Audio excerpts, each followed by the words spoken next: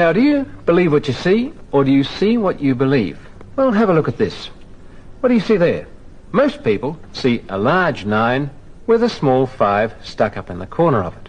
That's what most people see. But why? Let's examine that.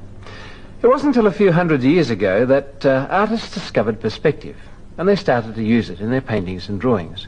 That is, they traced diagonal lines, all converging back to one point on the horizon, the so-called vanishing point, and that made things look very realistic.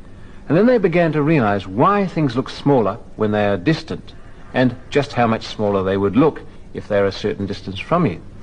For hundreds of years before that, artists didn't do it that way. Their paintings looked like this. Everyone seemed to be about the same distance from the viewer. They looked rather flat. And thousands of years before that, the Egyptians used pictures like this in their hieroglyphics. Their smallness meant you genuinely were small, like a baby, or you might have been very insignificant. But even so, they were able to show you which person was closer than another person. They did it like this. My hands are the same distance from you, but you can tell this one's in front of the other. Not because it's bigger, but because it blocks some of the back hand out. We say it masks it. So there are a couple of clues that the brain is working on. One is that smallness means further away.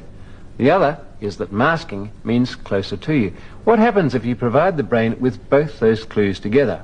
Well, have another look at the cards.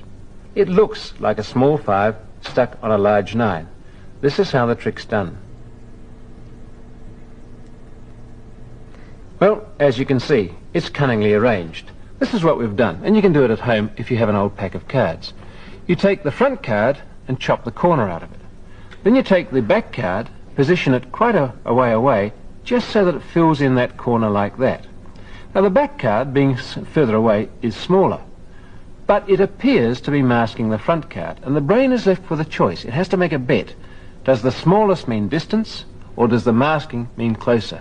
And for most people, the brain opts for masking. It says the 5 is small, but in front of the 9. Have another look. So what you see, or rather what you perceive, is not just what the eyes are looking at, it's the way the brain